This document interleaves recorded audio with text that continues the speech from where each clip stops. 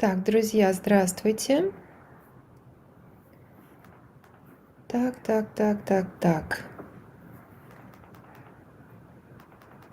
Так, okay, let's see. Can you see me? Can you hear me? Okay, I'm gonna look at the chat like that. Так, ну что, здравствуйте, друзья. Здравствуйте. So, I'm looking on my right because I'm reading the comments there. Так, and the first question, how long is it going to last? At least an hour, but it will be recorded, so I will save it on my channel, so you'll be able to access and look at it anytime. Так, ну что, здравствуйте. Давайте смотреть, кто к нам присоединился. Бразилия, Бэдфорд на востоке Англии. Здравствуйте. Так, здравствуйте, Алан, здравствуйте. Здравствуйте из Франции. Привет. Всем здравствуйте. Хорошо. Так, одну секунду.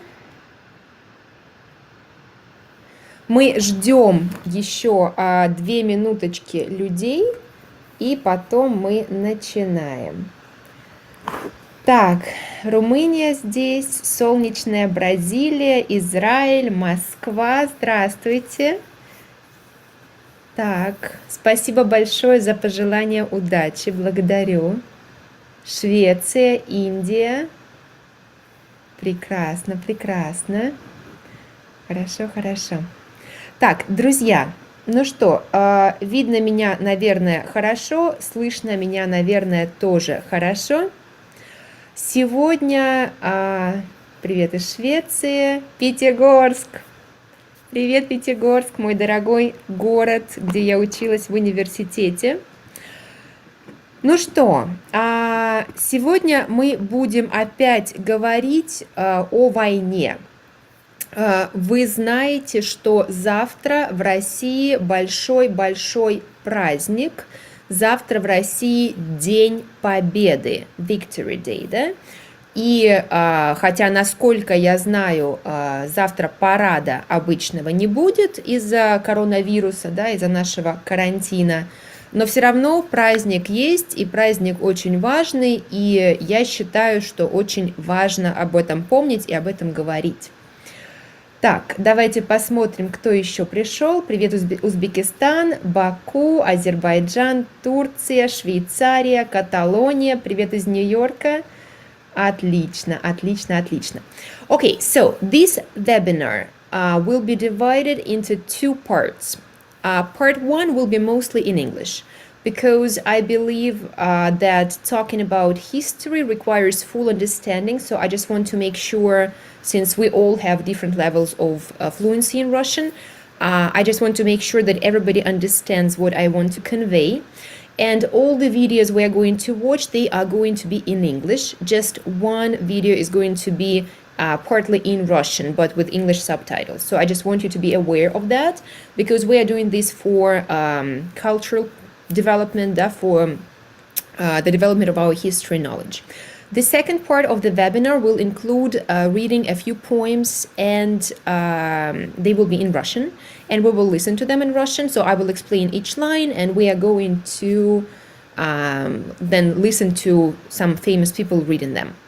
And also, actually, in the first part, there will be some Russian extracts. I will be reading some parts from diaries of people who lived in Leningrad during the siege. So they will be in Russian, you will be able to see them. And I will give comments and translations if necessary. So I hope that everybody is fine with that. Я надеюсь, что вы не возражаете, что мы будем говорить и по-русски, но в основном сегодня мы будем говорить по-английски. Ну что, друзья, я хочу начать с одного видео. Значит, много людей меня спрашивают, почему я вообще говорю на эту тему, да? Почему для меня так важно говорить с учениками, говорить с людьми о войне, да? Потому что война была давно, с момента войны прошло очень-очень много лет. Я войну, разумеется, не видела, никак к ней не причастна, да, но тем не менее, мне кажется, что для любого советского человека, человека, который жил в Советском Союзе, я даже не жила в Советском Союзе, да, но для каждого русского человека, человека из стран бывшего Советского Союза, этот день очень важен.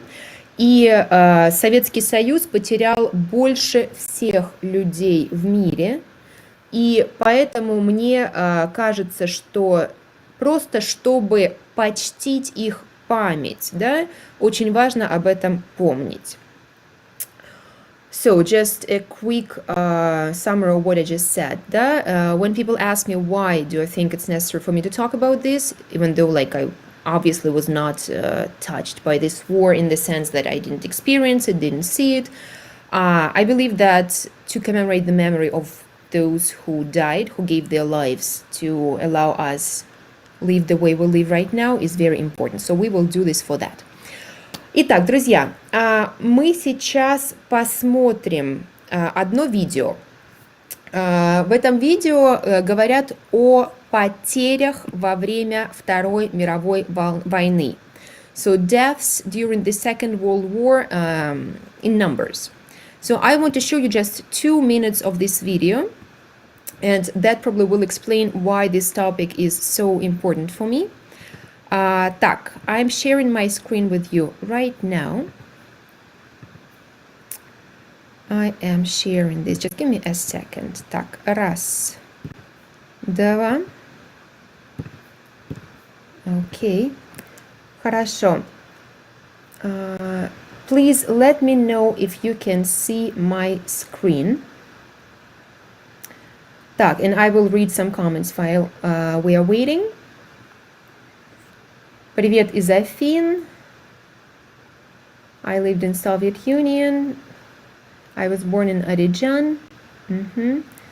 Привет, Анна. Здравствуйте, Лора. Happy Victory Day. Да. Привет из Чикаго. Так, друзья, ну что, я вижу на своем экране, что мой экран появился. На своем другом экране я вижу.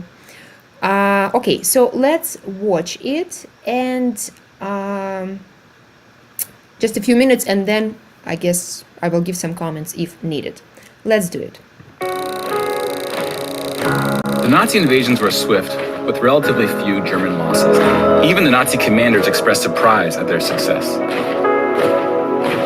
And then we have the United Kingdom and the United States, who were not invaded but took the fight to the Nazis. Britain lost about the same number of soldiers as the US, which includes the British colonies.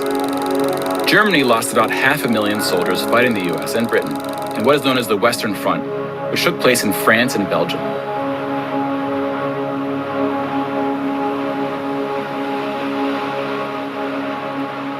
But most Nazi soldiers died in the Eastern Front, Germany's unsuccessful invasion of the Soviet Union. The numbers are staggering.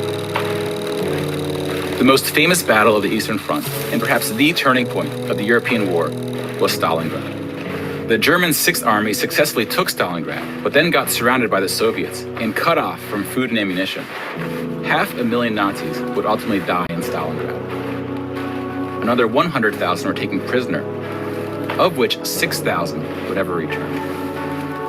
POWs had a low survival rate throughout World War II, and it was particularly grim in the East. When you include these POWs, roughly the same number of Germans died in Stalingrad as all the Western Front fighting against France, the UK, and the US. And though Stalingrad was a victory for the Soviets, they suffered almost twice as many losses as Germany.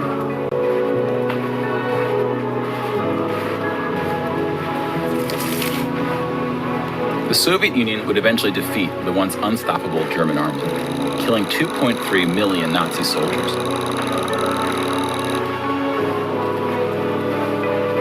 But winning the war came at a cost.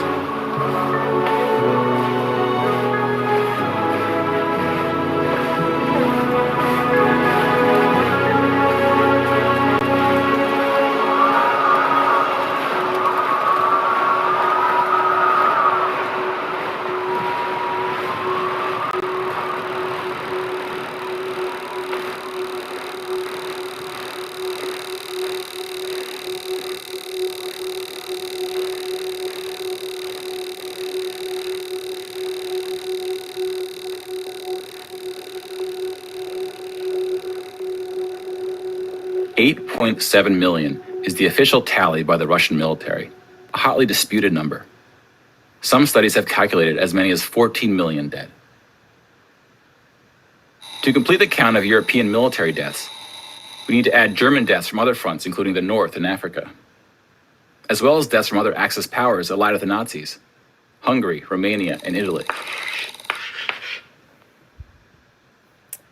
Окей. Вот этот я хотела вам показать фрагмент. Так, я возвращаюсь. Ну что, друзья, это просто маленький фрагмент из этого видео, которое я вам очень рекомендую посмотреть. Видео не очень большое, оно длится, по-моему, 18 минут. Оно очень-очень заставляет задуматься, да, о том, что вообще происходило, и о том, почему для людей в России, в других странах это до сих пор так важно. Да? Почему это так важно? Okay, so today we are going to talk about the siege of Leningrad, да? Блокада Ленинграда. Let me look at some comments. Jerry writes, людям нужно напоминать об ужасах, которые приносят войны. Абсолютно, конечно, нужно напоминать. So, the siege of Leningrad. The siege of Leningrad started on the 8th of September 1941. So it was approximately 3 months after the war started. The war in the Soviet Union started on June 22nd, 1941, and the siege of Leningrad started on September 8th. And it lasted for 872 days. So can you imagine, like 872 days, people were stuck in just one city.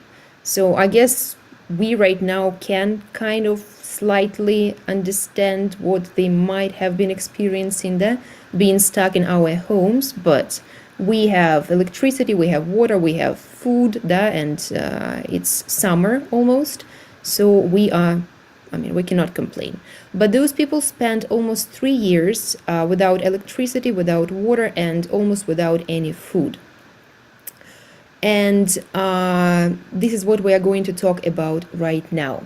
So I want us to watch another video that was made by RT, that's Russia Today, it's TV channel in English about Russia. And I think they really did a great job showing some facts about the siege of Leningrad. So давайте посмотрим, и потом я буду вам еще рассказывать. Итак, let's see. Так, let me know if my screen is visible, please.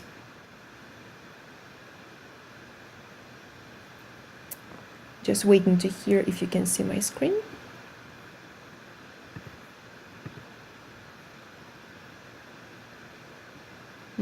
Да, okay, yes, I can see that my screen is there. All right, so we will watch about 4 minutes of this video. We're not going to watch the whole thing.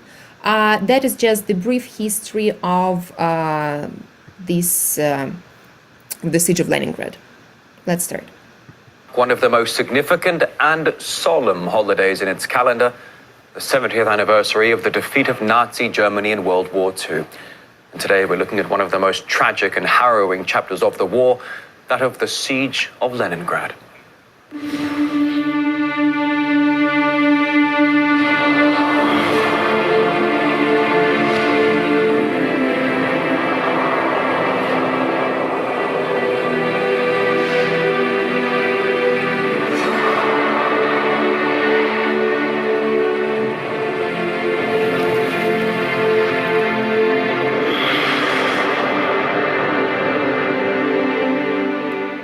Leningrad, now known as St. Petersburg, was among the main strategic targets for Nazi Germany.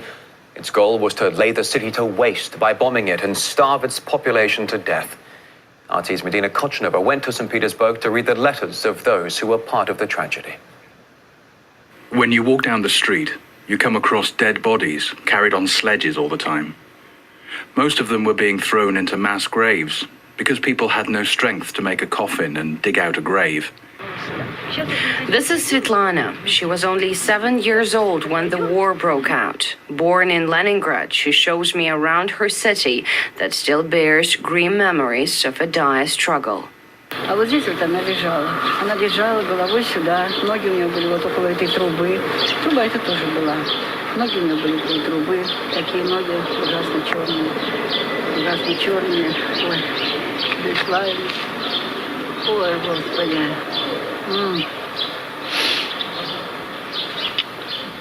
Ой, потом уже... Это был мой первый, так скажем, случай, когда я увидела. Hunger was soon joined by cold. The winter of 1941 saw temperatures plunge to minus 40 degrees Celsius.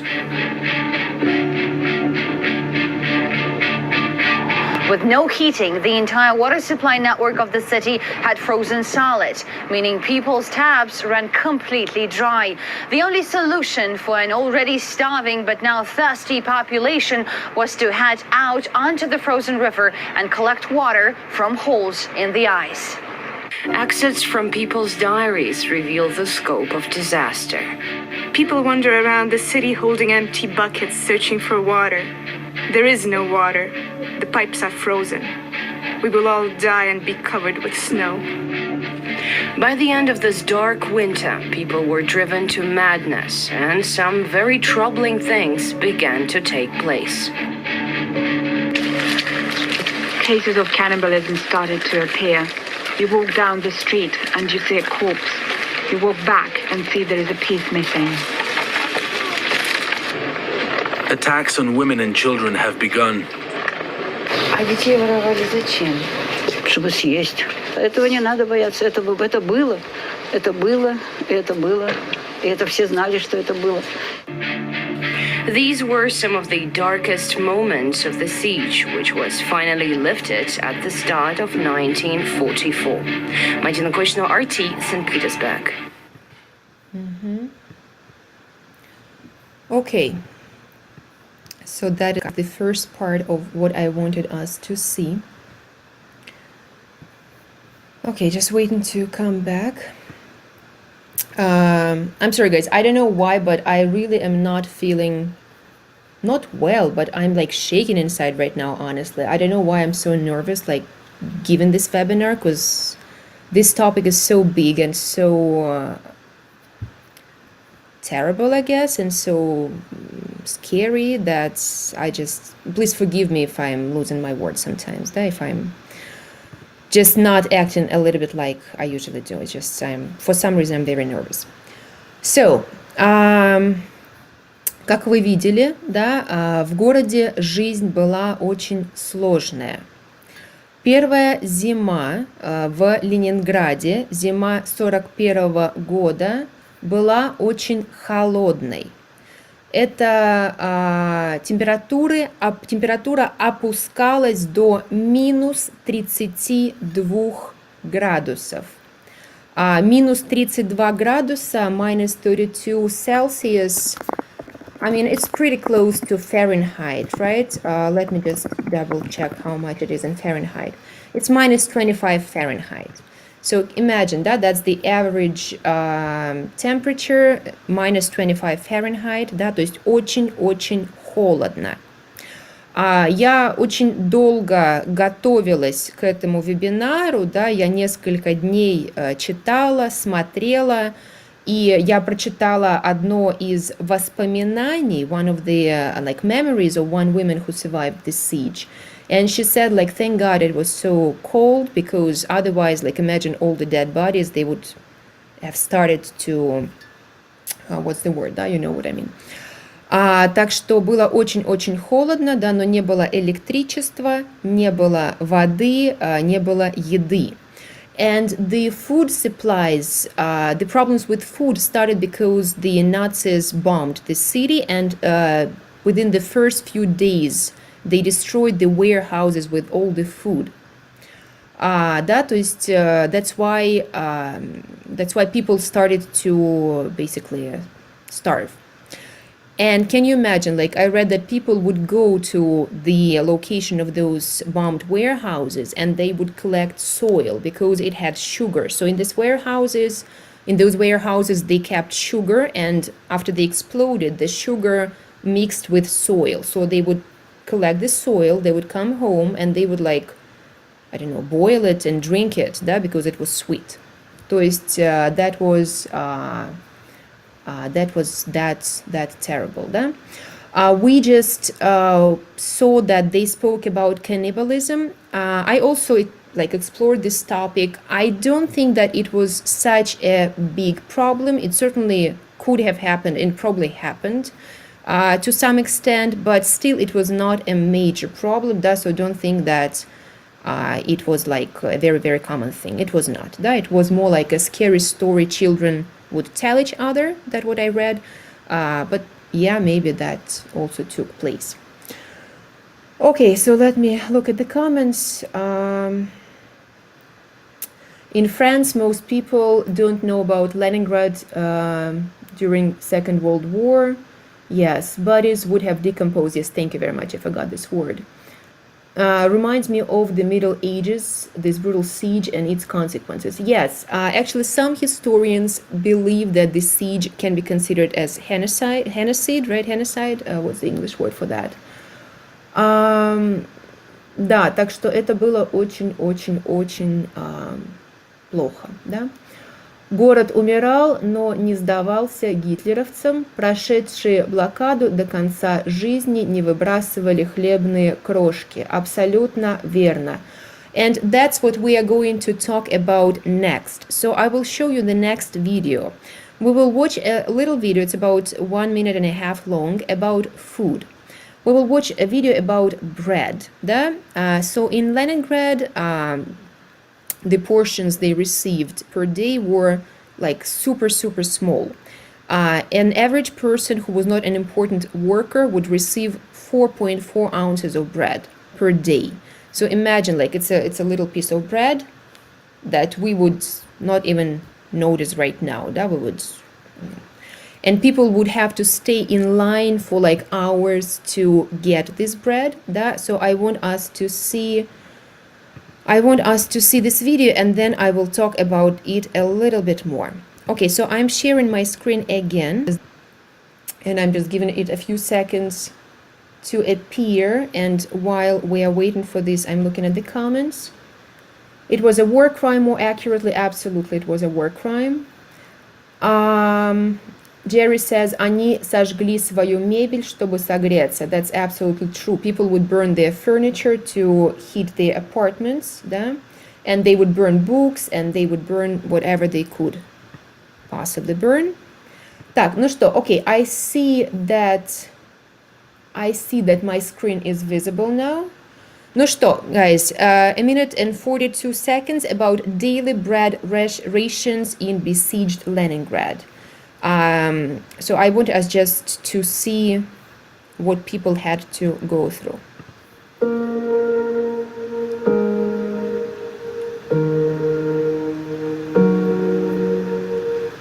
These are the ration quotas for Leningrad residents in September 1941. In the first month of the siege, 700 grams of bread per day. That's the biggest ration you could get. But for that, you had to be a skilled factory worker. Manual laborers got 500 grams. Other workers and children, only 300. Month by month, even these modest rations were gradually reduced. By the end of November 1941, the skilled workers of Leningrad were getting 375 grams of bread per day, still the biggest ration of any resident. Manual laborers were reduced to just 250 grams. Other workers and children had to survive on 125 grams of bread per day. And here's what the blockade bread was made of. Plant material, 10%. Pressed cake, 10%. Grist, 4%. Pine needles, 1%. and ground wholemeal rye 75%. Many survivors of the Leningrad siege said afterwards they could never again throw any food away, especially bread.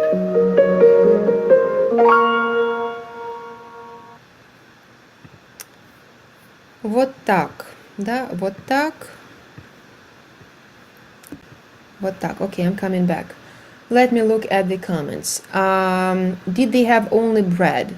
No, Deborah, I don't think they had only bread. I'm pretty sure you could have found something else to eat. And I mean, I think that's important to mention. Of course, don't think that everybody was just starving. That, of course, there were people who, so to say, prospered in the city. Like at any time, there were people who made their fortunes during this time.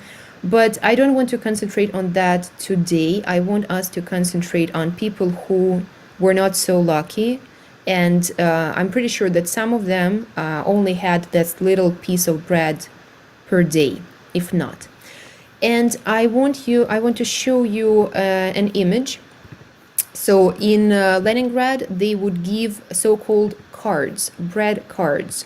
They would issue them for a month, and you would come every day, stay in line, and you would have to show that card, and then you would get the bread.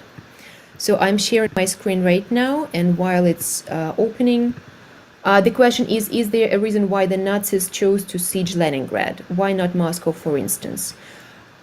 Great question. Leningrad was the most important port, the biggest second biggest city. That's for sure true. You know, I guess that also is the question of what they managed to siege, probably. I'm not a historian, not a professional historian, so that's just my guess. But yeah, they managed to cut all railroads around the city, and that's why the city got besieged them. Okay, so please look at my picture. So that is a line, and that's the bread line. So people are standing in line to get their pieces of bread. And these are the cards. Это хлебная карточка, да? Хлебная карточка. So if you look closer, let me make it a little bit bigger. It took some time for me to figure it out because I honestly have never seen it live, but I assume so there are like 5 pieces of bread, 25 grams each, which gives you 125 grams of bread, which is 4.4 ounces. So I assume you would come every day and they would give you pieces of bread when you give them these cards. And there are some stories of people like losing those cards in literature and in real life, and that was a big tragedy. Like imagine to lose your card, you will not be able to get bread within the whole month. Да? Так что вот такая вот карточка, да, и еще несколько фотографий. So again, look at this, да, look how small this piece is, and that's a food for somebody for a day. So of course, a lot of people died of starvation, and there was a disease that when your stomach gets really big and full of liquid. I'm not sure what the name is either in Russian or in English, but a lot of people died from there.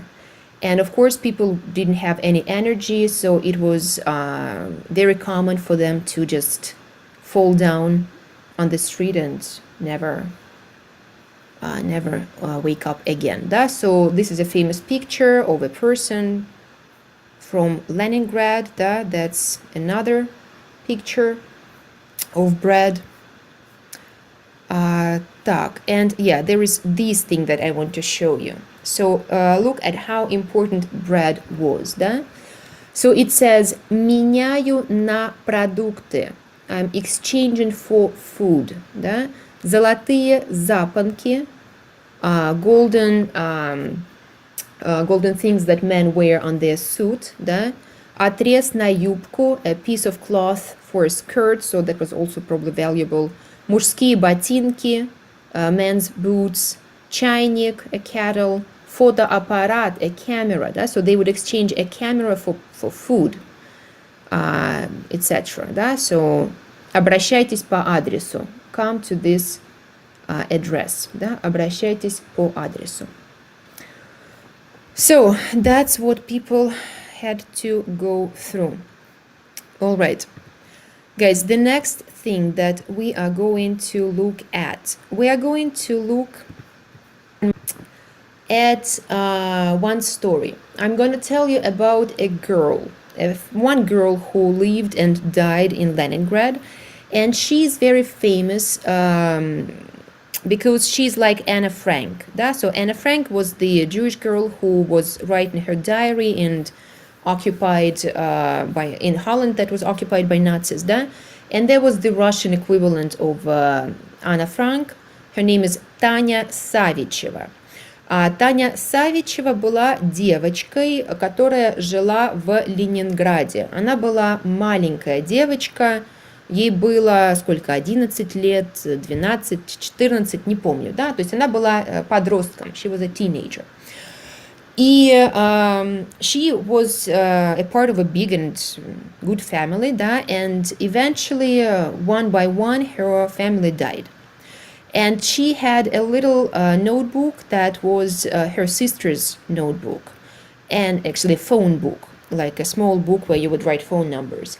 And she wrote on one page after another page, like my sister died, my brother died, etc. Да? So I want you to look at the video, and you will look at the actual pictures, at the actual pages of this notebook that she had. And then we will talk about it a little bit more. Okay, I'm sharing my screen again. Just giving it a second. Let me look at the comments for now. When your stomach is full of nothing, it looks large. Yes, I guess so. Да? I guess so. Так, ну что? Okay, I can see that my screen is there. Хорошо. So, everyone died, only Tanya is left. 12-year-old girl's diary documents horrors of Leningrad siege. So let's look at it, and then please ask your questions, and I will answer them if I can after we watch this. Just a minute.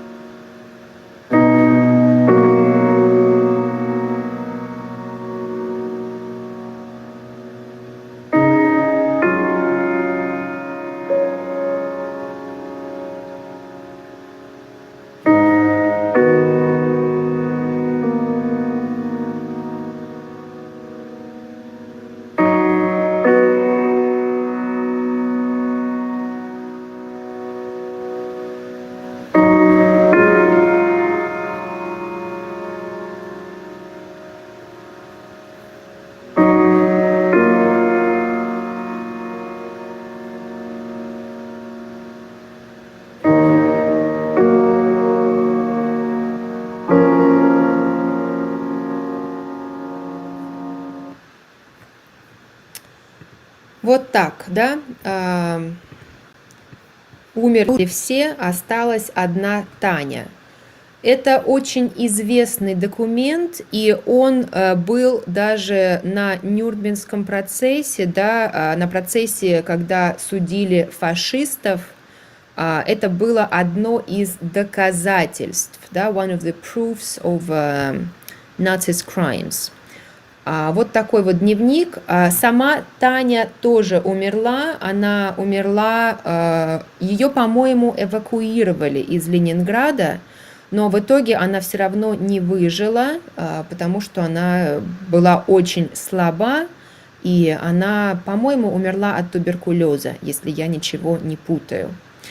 Но осталась, она не знала об этом, но остались в живых одна ее сестра младшая и один брат, который был на фронте, да, который воевал. То есть они остались в живых. Ну вот такая Таня, и много людей на самом деле в Ленинграде вели дневники. They had diaries, да, дневники.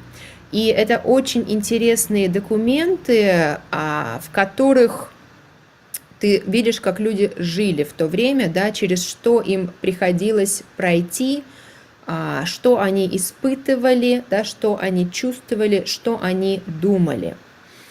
И я хочу вам сейчас показать один кусочек, два кусочка, вообще-то, два кусочка из двух дневников людей, которые жили в блокадном Ленинграде. Я прочитаю их вам. Я их вам прочитаю. Так, сейчас, друзья. Одну секунду. Nope.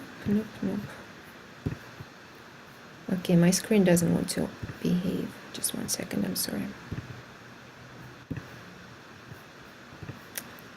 Так, good. Yeah, it works. Хорошо. So I will show you the PowerPoint that I made for this thing. Let me see if you can see that. Итак, это кусочек из дневника одной женщины. Okay, I think it's showing. Yes, it's showing. Которая жила в блокадном Ленинграде. Итак, здесь написано. Так, let me move it a little bit so that you can see it. Yes, now you can see it. 17 февраля 1942 года. Вторник.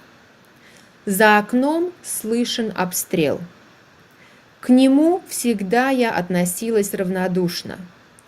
А теперь, пожалуй, тупо.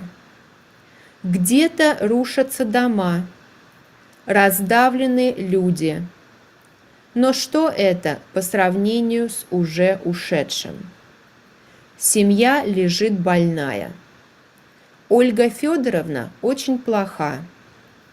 Картина для любой семьи обычная, ибо из комнаты в комнату мертвец, в каждой семье труп. So she says, I can hear shooting outside, but I don't care. Somewhere the buildings are collapsing, the people are squashed, but that's nothing in comparison to what has gone. My family is sick. Olga is in a very bad condition, but it's a normal picture for any family, because from room to room there is a dead body. In each family somebody died. Да, мертвец means a person who died and is the synonym of the word труп. Then she continues. Скоро уже месяц, как умерла с голода Анна Яковлевна Звенек. Лежит в промерзшей, захламленной комнате, черная, высохшая, со скаленным ртом. Убирать и хоронить ее никто не торопится. Все без сил и равнодушны. So, it will be a month soon since Anna has died. She's in a frozen, dirty room, all black and dried, with her mouth open. And nobody is rushing to clean or to bury her, because nobody has energy and nobody cares. Через 2 комнаты от нас, в нежилой пустой комнате, лежит второй мертвец. Ее дочь Ася Звенек тоже умерла от голода, пережив мать на 12 дней. Ася умерла у меня в 2 шагах от моей кровати. И мы со Всеволодом оттащили ее, так как у нас для трупа довольно тепло, да и неприятно. 2 rooms away from us, so they lived in like one apartment with many other people. In an empty room there is the second body, her daughter Ася. She also died from hunger, and she's overlived her mom only for 12 days. She died 2 steps away from my bed, and my husband and I dragged her, as in our room it's too warm for the dead body and it's not very pleasant. Да, то есть вот такие спокойные, но очень страшные слова. То есть люди настолько уже не могли ничего чувствовать, да, что о таких страшных вещах они пишут так довольно спокойно, да. И, конечно же, нельзя их в этом винить, потому что это был просто сплошной, наверное, ужас. Да, so you can see the indifference, which is probably understandable and normal.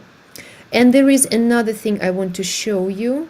Так, I probably need to make it a little bit less, a little bit smaller. That's a piece of diary of Dmitry Lekhachev, who was a very famous person, and you probably know his name. He's writing about cold, да, холод. So that's what he says. Холод был каким-то внутренним. Он пронизывал всего насквозь. Тело вырабатывало слишком мало тепла. Человеческий ум умирал в последнюю очередь. Если руки и ноги уже отказались тебе служить, если пальцы уже больше не могли застегивать пальто, если человек больше не имел никаких сил закрыть шарфом рот, если кожа вокруг рта стала темной, если лицо стало похоже на череп мертвеца со скаленными передними зубами, мозг продолжал работу. Люди писали дневники и верили, что им удастся прожить еще один день. So he writes about cold, and he says, the cold kind of existed inside of you. The body did not make too much heat. Your mind was the last to die, and if your hands and legs didn't serve you anymore, and if your fingers could not button the buttons of your coat, and you didn't have any energy to close your mouth with the scarf, and if the skin around your mouth became black and you looked like a skull, your brain continued to work. People wrote diaries and believed that they would manage to survive through one more day. Вот так, вот такие вот вещи писали люди. Ну что, друзья, следующее видео давайте мы с вами посмотрим сейчас. Let me look at my comments. Okay, people are asking, how do you salute people on this day in Russian?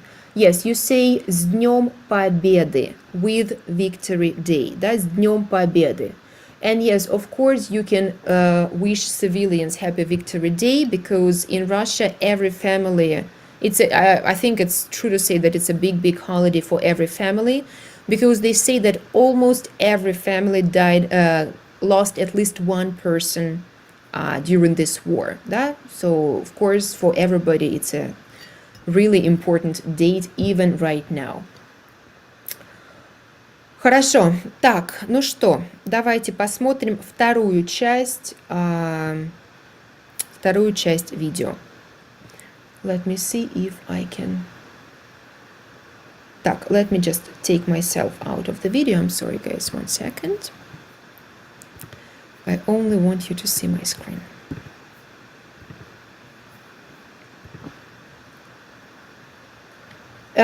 Yes, and you can say «С праздником Победы». That's absolutely true. Хорошо. Ну что, смотрим. Вторая часть видео, опять же, по-английски. And amid the starvation and suffering, the people of Leningrad could hear a persistent beat, that of the Leningrad metronome.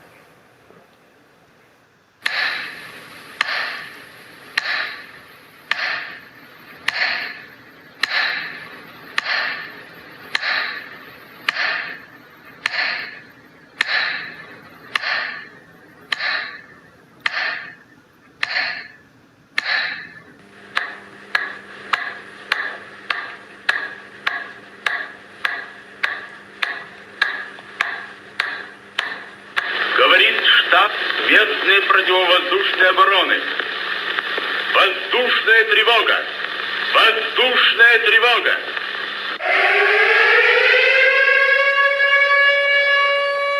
Many lives were indeed saved by those sirens that went off before every bombing campaign, with a human voice warning of an impending attack. There were also regular radio broadcasts about the situation on the battlefields, the only remaining source of information in the besieged city. And 78-year-old... Вот так, да, очень известная вещь, ленинградский метроном. Метроном, который предупреждал людей о приближающейся атаке с воздуха, да, и тогда люди бежали прятаться в бомбоубежище. Так, the question is, how do you say siege in Russian? The word осада is correct, but when we speak about Leningrad, the siege of Leningrad, it is блокада. Блокада Ленинграда, да, блокада Ленинграда. Так, теперь I want us to read one little poem. That's not our main poem for today. We are going to read another one. But I want us to read a poem by a woman who lived in Leningrad during the siege. Her name is Olga Bergolts, and she was a poet.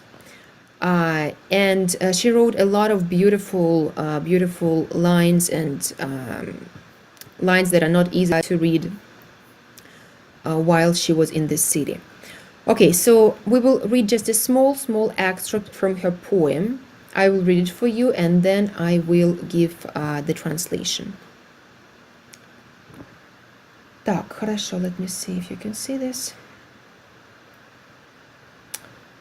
Так, ну что, да, мой экран появился. Хорошо, друзья, смотрите, пожалуйста, вот это Ольга Бергольц, и это отрывок из ее стихотворения, да? «Я говорю за всех, кто здесь погиб. В моих стихах глухие их шаги, их вечное и жаркое дыхание.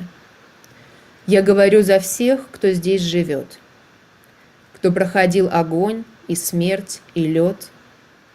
Я говорю, как плоть твоя, народ, по праву разделенного страдания». То есть она пишет, я говорю за всех, кто здесь погиб.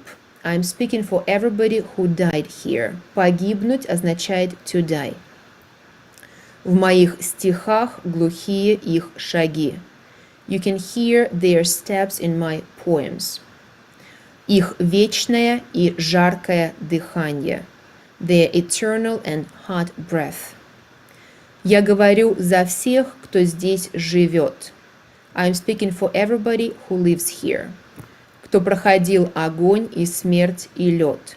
Who went through fire and death and ice. Я говорю, как плоть твоя, народ. I'm speaking like your flesh, my people. По праву разделенного страдания. Because I have the right to share your sufferings. Да, вот такой вот отрывок из очень красивого, но очень непростого стихотворения этой женщины, которая жила в это время.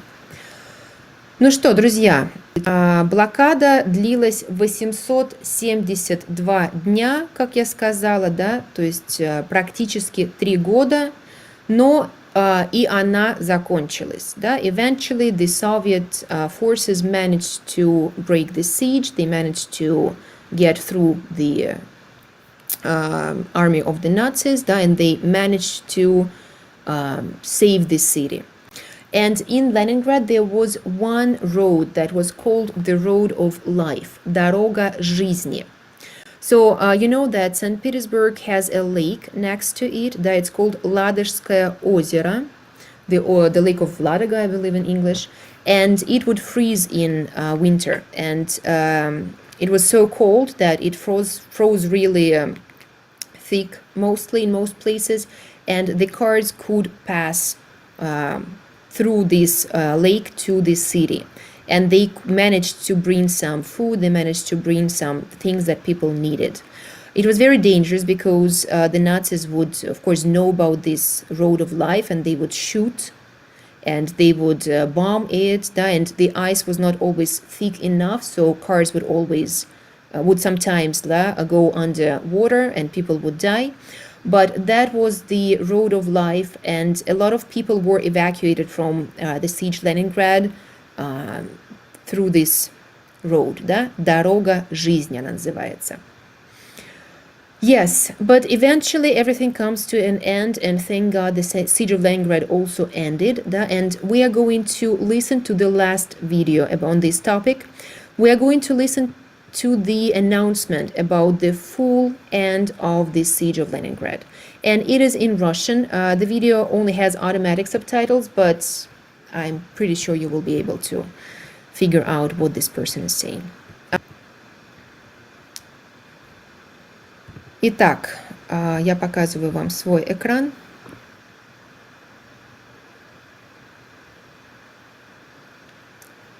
Так, раз, два, три. Ну что, видно ли мой экран? Так, сейчас. I'm sorry, guys. I cannot see my own screen, so I just want to make sure that you can see it. Yeah, okay, yes, I see that you can. Хорошо, so it's a minute of a very important announcement about the end of the siege of Leningrad. Let's listen to it. Говорит Ленинград. Внимание, товарищи! Войска Ленинградского фронта в итоге 12-дневных напряженных боев прорвали и преодолели на всем фронте под Ленинградом сильно укрепленную, глубоко эшелонированную, долговременную оборону немцев. Город Ленинград полностью освобожден от вражеской блокады и от варварских артиллерийских обстрелов противника. В ознаменование одержанной победы и в честь полного освобождения Ленинграда от вражеской блокады сегодня, 27 января, в 20 часов, город Ленина салютует доблестным войскам Ленинградского фронта 24 артиллерийскими залпами из 324 орудий. Ну вот так, да, вот так. И был потом салют, да, то есть he said that they would organize fireworks, and that's what it looked like. Так, I want to show you. Yes, here it is. So that is the fireworks to celebrate the end of the siege of Leningrad. Ну что, that is the end of this part. I just want us to look at a few more photos that I found online, and then we will move to the second part. We will read a story. Итак, we'll probably start from the end, and I'm sorry guys, some of those images are disturbing, but that's the facts, да, so I don't think that we can hide them. Итак, so that's the first picture, that's the disease I was talking about, да, and a lot of people in Leningrad looked like that. Actually, I was talking about another disease, да, but that's what people without food looked like. That's Tanya Savicheva again, да, and that's the pages of her notebook. Then we have this very famous sign that you can still see in St. Petersburg, and it says «Граждане, при артобстреле эта сторона улицы наиболее опасна». It means something like citizens, when there is a shooting, this side of the street is the most dangerous one. Да? Then this is actually the road of life, I believe, and the first transportation that they managed to use were horses, because the ice was not thick enough yet. This is just somebody's house after the bombing. Да? So these are just two women in their apartment. Then we see this is the end. This is the end of the war. So people are celebrating that. This is school, да? So I assume that children still continued to study during the siege. Да? So that is an image of a teacher with her students. This is just, this is the Nevsky Prospect, the main street of St. Petersburg. And you can see like somebody is carrying a dead body and people are just completely not reacting to that. That's so normal it was. This is the street after bombing, да, Fontanka, one of the main street in St. Petersburg. And that is the end of that, I guess. That's the celebration. That's the celebration of the end of the siege. Okay, let me look at the questions and we are going to move to the second part of our webinar.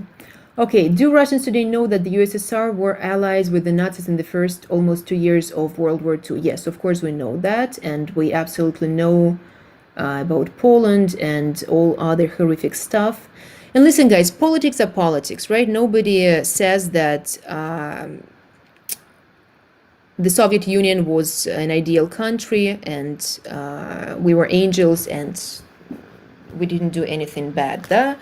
I don't want to go into that because that's not the point of my webinar. My point is to celebrate people who sacrificed their lives. But politics will always be dirty in any country, in any at any age, at any period of history. So that's really not the point.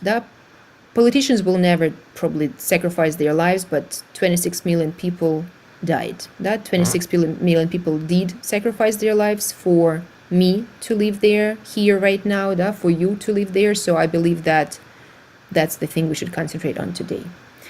Second, do Americans in New York, where you live, know about these things you presented? My students do, because I do this every year. I present these to my students. Every year it's a little bit different.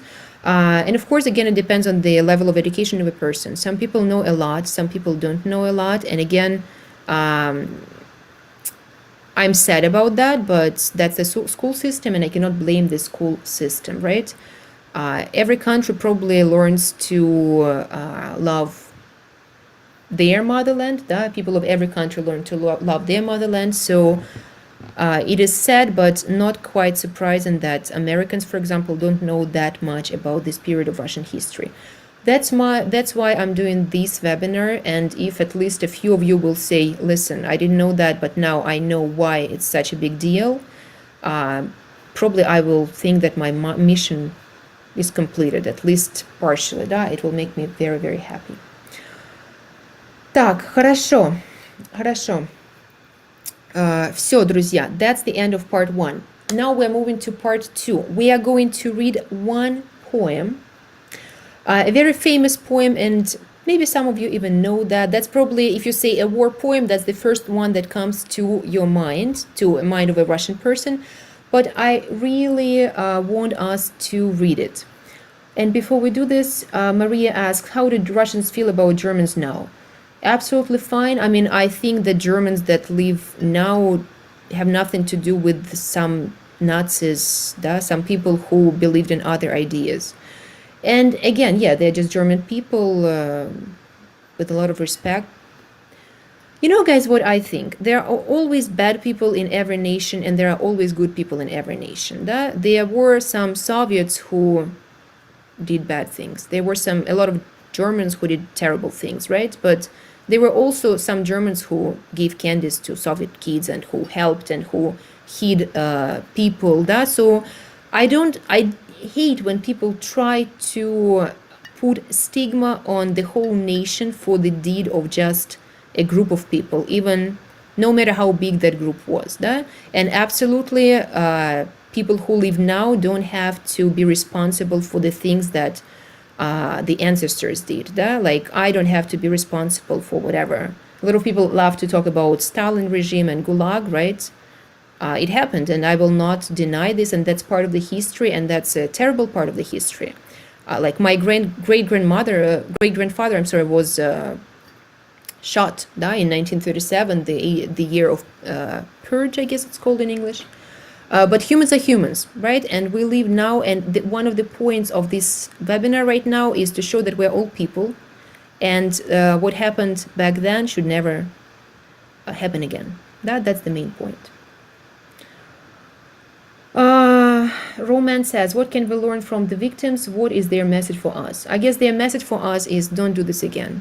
Don't give 30 or more millions of lives for something that is not worth it. Да?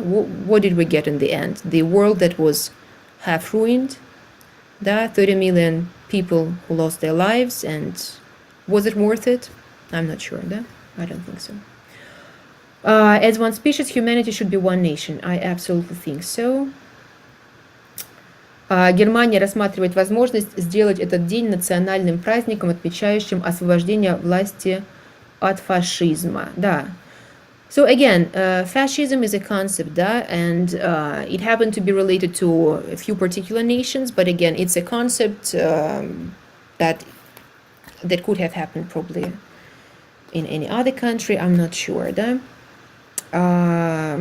Хорошо, все. Я думаю, что этого достаточно. Давайте, пожалуйста, говорить о поэзии. Да? Poetry is beautiful, and poetry helped people go through all those terrible things.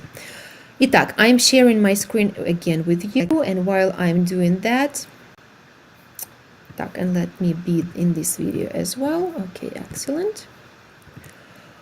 Let's see, is there any word or group of words that isn't being used now? I'm not sure what you mean by this, iTeam Logistics. If you could specify, I will probably be able to answer your question, but I'm not quite sure what you mean. Так, Chiara writes, you're right, unfortunately it has happened again in former Yugoslavia, and it's happening in Syria. We will never learn from our mistakes. Listen, I'm afraid that's a topic, that's a topic of another huge conversation, and it's, I don't have the right answer for that.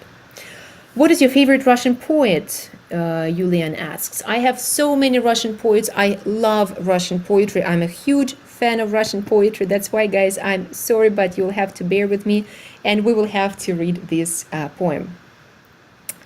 Итак, мы будем читать стихотворение Константина Симонова.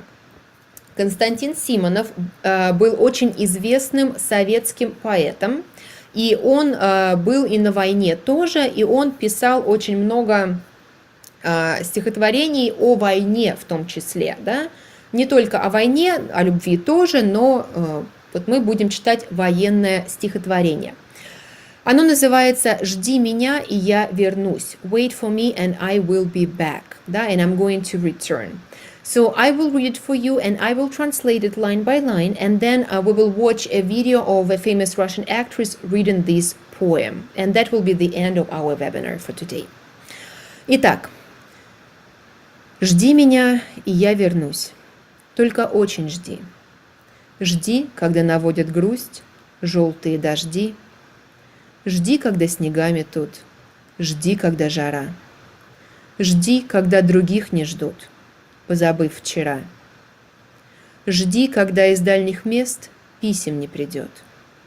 Жди, когда уж надоест всем, кто вместе ждет. So he says, wait for me and I'm going to return. But you have to wait for me, really wait for me. Wait when yellow rains bring sadness, and wait when there are snowstorms, and wait for me when it's hot. And wait when they don't wait for others because they forgot them yesterday. Wait when you will not receive letters from afar, and wait when everybody who is waiting together will get tired of it. The second part. Жди меня, и я вернусь. Не желай добра. Всем, кто знает наизусть, что забыть пора. Пусть поверят сын и мать в то, что нет меня. Пусть друзья устанут ждать, сядут у огня, выпьют горькое вино на помин души. Жди, и с ними заодно выпить не спеши. Wait for me, and I'm going to return. And don't wish good things to those who knows by heart that it's time to forget. Let my son and mother believe that I have died. Let my friends get tired of waiting, and let them sit next to the fire and drink the bitter wine to remember my soul. Wait, but please don't rush to drink together with them. And the last part. Жди меня, и я вернусь, всем смертям назло. Кто не ждал меня, тот пусть скажет, повезло. Не понять не ждавшим им, как среди огня, ожиданием своим ты спасла меня. Как я выжил, будем знать только мы с тобой. Просто ты умела ждать, как никто другой. Wait for me and I will return, despite any deaths. Those who didn't wait for me, let them say he got lucky. Those who didn't wait for me will not understand that among fire you saved me with your waiting for me. How I survived, only you and I are going to know. It's just that you knew how to wait, like nobody else did. Да, то есть вот такое стихотворение. Ну что, давайте теперь послушаем его в прочтении вот этой актрисы Екатерины Гусевой, она известная российская актриса, и потом я отвечу на вопросы. Итак. Жди меня, и я вернусь. Только очень жди. Жди, когда наводят грусть желтые дожди. Жди, когда снега метут. Жди, когда жара. Жди, когда других не ждут, позабыв вчера. Жди, когда из дальних мест писем не придет. Жди, когда уж надоест всем, кто вместе ждет. Жди меня, и я вернусь. Не желай добра всем, кто знает наизусть, что забыть пора. Пусть поверит сын и мать в то, что нет меня. Пусть друзья устанут ждать, сядут у огня, выпьют горькое вино, напомин души. Жди, и с ними заодно выпить я спешу. Жди меня, и я вернусь всем смертям назло. Кто не ждал меня, тот пусть скажет повезло. Не понять не ждавшим им, как среди огня, ожиданием своим ты спасла меня. Как я выжил, будем знать только мы с тобой. Просто ты умела ждать, как никто другой.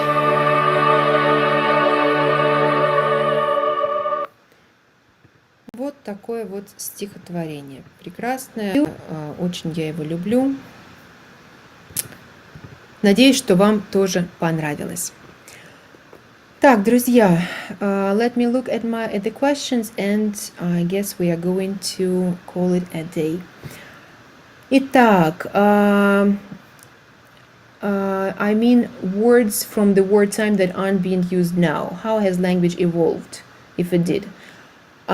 Listen, it hasn't changed much, so I'm pretty sure if I spoke to my great-grandfather, we would be perfectly fine understanding each other.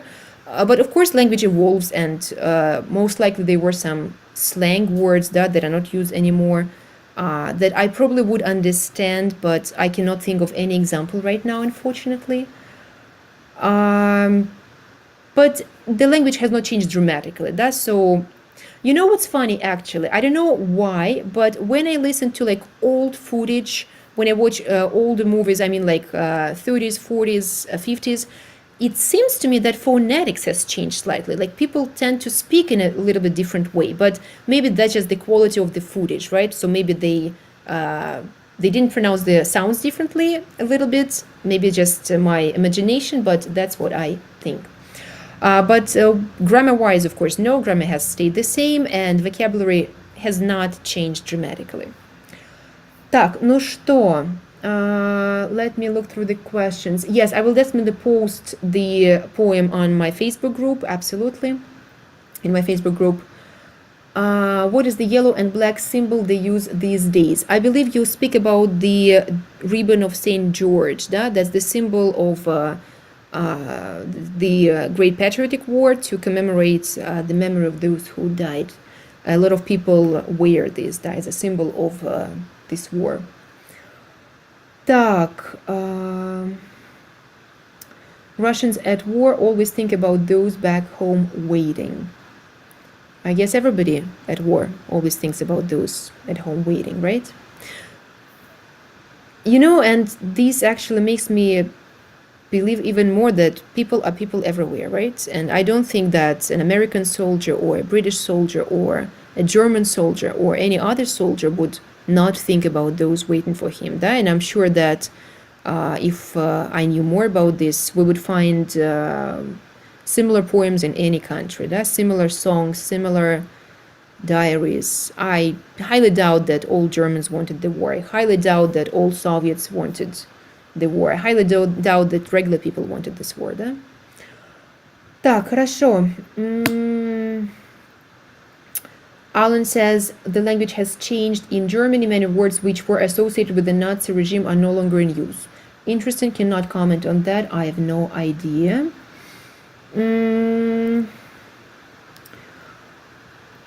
Так. В течение дня я смотрю советские фильмы. Вчера посмотрел «Белый тигр». Угу. Да-да-да. Laura says the enunciation in speech is usually better back then. Definitely in English, that's true. Может быть. Yep, modern American English is lazy if you ask me. Listen, I'm not really sure about this. I'm not an expert on phonetics by no means, but maybe you are right. Guys, and thank you so much for seeing the effects this webinar had on me personally, and thank you so much for bearing with me and getting through all my R's and M's and pauses. Thank you so much. И спасибо большое за понимание, и спасибо большое за ваше время и внимание к этой теме. Thank you so much that you found an hour and you dedicated an hour on your life to come here and to learn more about the country that is really far away from you and about the times that hopefully none of us will ever have to go through again. Спасибо большое вам за это. Спасибо вам большое за это. Yeah, I really appreciate it. That's really important. And again, it was a really hard thing for me. I don't know why I still am shaking a little bit, though my family is not connected to this siege by no means, but I don't know why it's so important. Ну что, друзья, let me look at the last comments, and that's it. Я люблю военные песни, говорит Лайм. Да, я тоже очень люблю военные песни. The people of Leningrad are presumably the greatest heroes who ever lived. Will not argue with that, but of course everybody who was at this war in any country are real heroes. Guy Doucher writes excellent books about language changes. Have never heard of him. We'll check it out. Thank you very much. So there is nothing to say of the mysterious enigmatic Russian soul. Well, people survived, I guess. Isn't it the symbol of the mysterious enigmatic Russian soul who managed to go through this and still remain sane, right? Так, some people speak about the letters. Yes, there were some changes to alphabet if you're asking about this, but that happened back in 1917, so I'm not talking about that. Все, друзья, все. Спасибо вам большое. Для меня было очень важно, что вы пришли, что вы посмотрели. Я вас благодарю. I will post the link and I will post the poem a little bit later in the Facebook group. So please come and feel free to have a look at it. And I will post an English translation that I found that keeps the rhythm of the poem. Well, I don't want to say goodbye to you, but I guess I will have to. Все, спасибо вам большое и до новых встреч. И с Днем Победы вас! Happy Victory Day. Все. Пока-пока. Bye.